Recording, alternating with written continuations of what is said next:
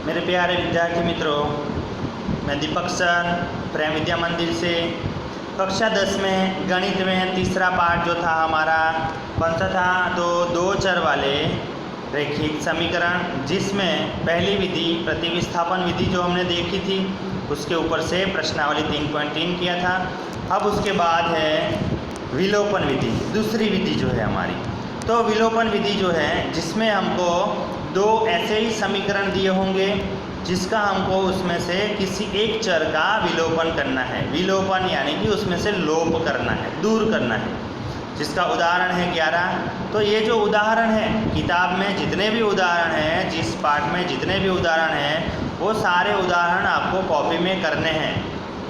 जो भी पाठ हमारा चल रहा हो, उसी पाठ में से जितने भी उदाहरण आते हो वो आपको कॉपी में करना है, बराबर। इसलिए हर बार कहूँ या ना कहूँ तो आपको ये उदाहरण सारे करने हैं, बराबर। अब उदाहरण नंबर 11 जो है कि दो व्यक्तियों की आय का अनुपात 9:7 है, उनके खर्चों का अनुपात है 4:3 और प्रत्येक व्यक्ति महीने में 2000 रुपये बचाता है, तो उनकी मासिक आय ज्ञात कीजिए। तो यहाँ पे ऐसा प्रश्न दिया हो तो उसके ऊपर से हमको उसको यानी कि उसका समीकरण बनाना पड़ेगा कि 9:7 है तो 9x रुपया और 7x रुपया है, और खर्च जो है वो 4y और 3y है। तो उसके हिसाब से हमारा समीकरण बनेगा कि 9x - 4y बराबर 2000 और 7x - 3y बराबर 2000, बराबर। ऐसा समीकरण नंबर 1 और 2 लिखना है। अब इसमें क्या करना है, ये विलोपन विधि है जिसमें हम क्या करेंगे, तो यहाँ पे देखना है कि y के गुणांकों को समान करना है। तो ये y जो है यानी कि y वाला चर है, उनके जो सहगुणांक है उनको समान बनाना है। यहाँ पे -4 है, यहाँ पे -3 है, तो दोनों समान नहीं है। अब समान बनाने के लिए क्या करेंगे कि ये 4 जो है उसको 3 से गुणा करो और 3 को 4 से गुणा करो, तो दोनों 12-12 हो जाएंगे। तो ये खाली y को ही नहीं करना है, पूरे समीकरण को 3 से गुणा करो और ये दूसरे समीकरण को 4 से गुणा करो। ऐसे करोगे तो यहाँ पे पहला समीकरण 3 से गुणा करेंगे तो 27x - 12y बराबर 6000 बनेगा, और दूसरे समीकरण को 4 से गुणा करोगे तो वो बनेगा 28x - 12y बराबर 8000। तो ये वाला नया समीकरण बन गया। अब ये समीकरण में देखना है कि जो समान है, ये -12y ये -12y दोनों समान है, तो समान होगा तो इसके लिए क्या करना पड़ेगा, घटाना पड़ेगा। तो इन दोनों को घटाएंगे तो यहाँ पे 8000 में से 6000 जाएगा, तो यहाँ पे x बराबर आंसर 2000 आएगा।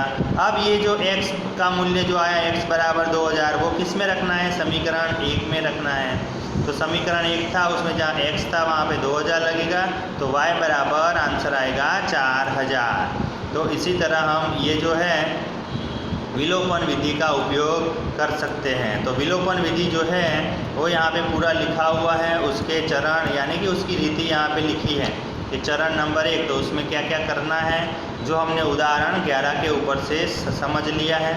तो यहाँ पे हम उसके ऊपर से बाकी के जो प्रश्न हैं वो उदाहरण नंबर 12 जो है वो अब करते हैं। देखो, विलोपन विधि का प्रयोग करके हल ज्ञात कीजिए। 2x + 3y बराबर 8 और 4x + 6y बराबर 7 है। समीकरण नंबर 1 और 2।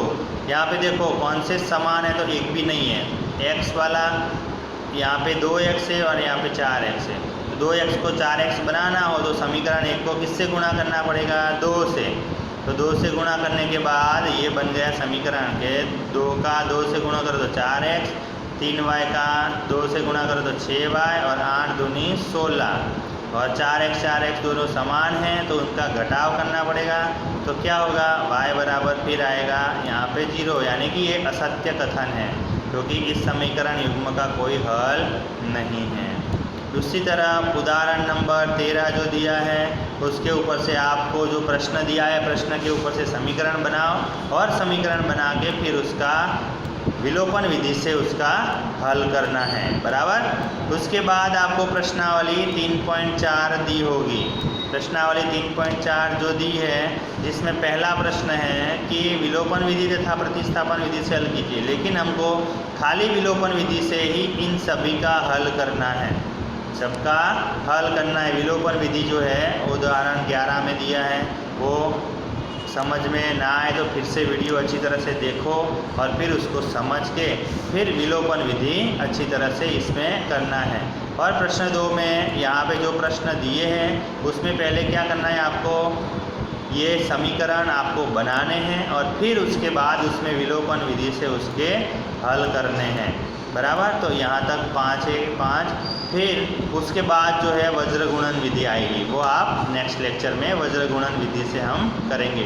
तो उदाहरण प्रश्नावली जो है वो प्रश्नावली 3.4 आपको अच्छी तरह से कॉपी में कर देनी है। प्रश्नावली लिखने से पहले उसके आगे वाले उदाहरण जो है वो सारे उदाहरण आपको कॉपी में करना है। ओके, हाँ, थैंक यू।